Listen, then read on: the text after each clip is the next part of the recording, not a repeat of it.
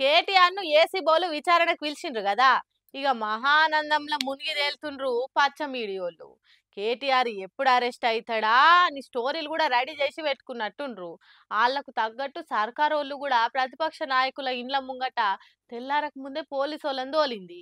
కేటీఆర్ ఏమో విచారణకు పోయేతందుకు ధైర్యంగా సంతోషంగా పోతుంటే గజగజ వణుక్కుంటా కార్ పార్టీ లీడర్ల ఇంటి ముంగట పోలీసు వాళ్ళని కావలు పెట్టింది సర్కారు. పాలోళ్ళు పేపరోళ్ళు కూడా రాకముందే కార్ పార్టీ లీడర్ల ఇండ్ల ముంగట పోలీసు వాళ్ళు వాలిపోయినరు. అసలు విచారణ ఎదుర్కోబోయేటోళ్ళకి లేని టెన్షన్ సర్కారోళ్ళకే ఎక్కువ ఉన్నదని దీంతో ఎరుకైతున్నది. ఆడ కేటీఆర్ విచారణకు పోతుంటే పచ్చకామర్ల మీడియోళ్ళు ఏసీబీ ఆఫీసుల బాత్రూమ్ లో కూర్చొని వార్తలు రిపోర్టింగ్ చేసినట్టే గడిగడికి బ్రహ్మాండం బద్దలైనట్టు బ్రేకులేసి ఊదరగొడుతుండ్రు. ఆడ తిరుపతిలో వాళ్ళ కులపోల ప్రభుత్వం అసమర్థత వల్ల 6 జీవిడిస్తే ఆ వార్తలయ్యానికి వాళ్ళ టీవీలల్లో జాగుండది. కానీ కేటీఆర్ అరెస్ట్ చేస్తే ఎప్పుడు వక్కలయ్యే బ్రేకింగ్ లేద్దామని గోతికాడ నక్కల లెక్క కాసుకొని కూర్చున్నారు. గిందుకు కాదు కేసీఆర్ సార్ ఆంధ్ర మీడియాను పాతాళంలో తొక్కి పెట్టాలి అన్నది. కేసీఆర్ సర్కార్ ఉన్నప్పుడు అన్ని మూసుకొని కూర్చుండ్రు.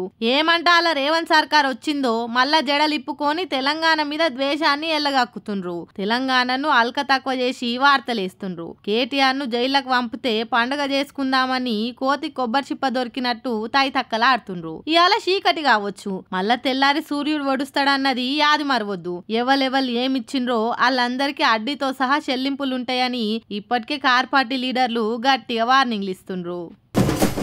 పక్కల కూర్చొని పక్కదాలుగా పెట్టి పోయిండట.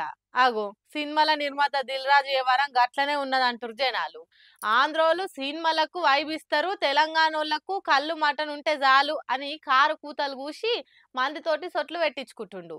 నిజంగానే తెలంగాణోళ్లకు కళ్ళు మటన్ తప్ప ఇంకోటి ఉండదా? మీరే కామెంట్లలో పెట్టాలి. చింతకాయలు అమ్మేటోనికి సిరిమానం వస్తే అంకర్ టింకర్ ఉన్నాయి ఇయ్యం కాయలు అన్నాడట.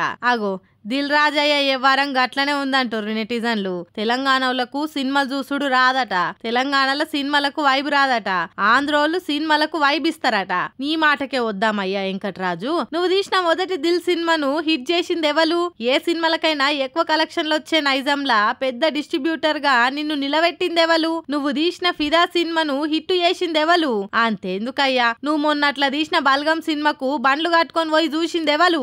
ఊరూర కింద పరదలు వార్చుకొని బల్గం సినిమా చూసిందెవలు? తెలంగాణోళ్ళు వైబియకుంటేనే నీ సినిమాలు హిట్ అయినాయి. ఆ పటేలా తెలంగాణోళ్ళు సినిమాలంటే ఇష్టపడతారు, కానీ నువ్వు చెప్పినట్టు బొచ్చే గద్దుకొని ఆ హీరో ఈ హీరో అని బట్టలు చింపుకోరు. ఇంట్లో అయ్యవల జేబులలో పైసలు తెచ్చి సినిమాలకు దలగబెట్టారు.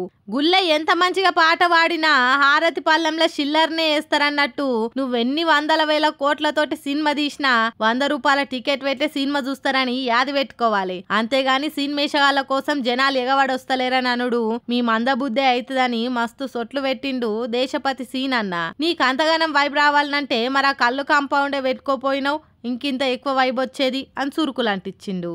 దిల్ రాజు అని ఆయన ఎప్పుడు కూడా తెలంగాణ ఉద్యమంలో కలిసి వచ్చిన వ్యక్తి కాదాయన. ఏ ఒక్కరోజు కూడా తెలంగాణ ప్రజలకు అండదండగా నిలబడ్డ వ్యక్తి కాదు. ఆయన కూడా నిజామాబాద్లో మాట్లాడుతూ తెలంగాణ కల్చర్ను అవమానించాడు. ఆయనకు ఆంధ్రాలో సినిమా విడుదల చేస్తే వైబ్ ఉంటుందట, తెలంగాణలో విడుదల చేస్తే వైబ్ ఉంటలేదట. అయితే తెలంగాణలో సినిమాలు మానుకోని ఆయన దిల్ రాజు, నువ్వు సినిమాలు మానుకొని కళ్ళు మాంసం దుకాణం పెట్టుకో, ఇక్కడ కూడా నీకు వైబ్ ఉంటుంది. నీకు కావాల్సింది వైబ్ కదా, ఇక్కడ సినిమాలకు వైబ్ ఉండదు అంటున్నావు కదా. సినిమా వ్యాపారం ఇక్కడ మానుకో. మరి ఎందుకు రేవంత్ రెడ్డి గారిని పట్టుకొని వాళ్ళ టికెట్ల రేట్లు పెంపుదల, నైజాంలో టికెట్ రేట్లు పెంచడానికి అనుకూలంగా ఆర్డర్ ఎందుకు తెచ్చుకున్నావు దిల్ రాజు గారు?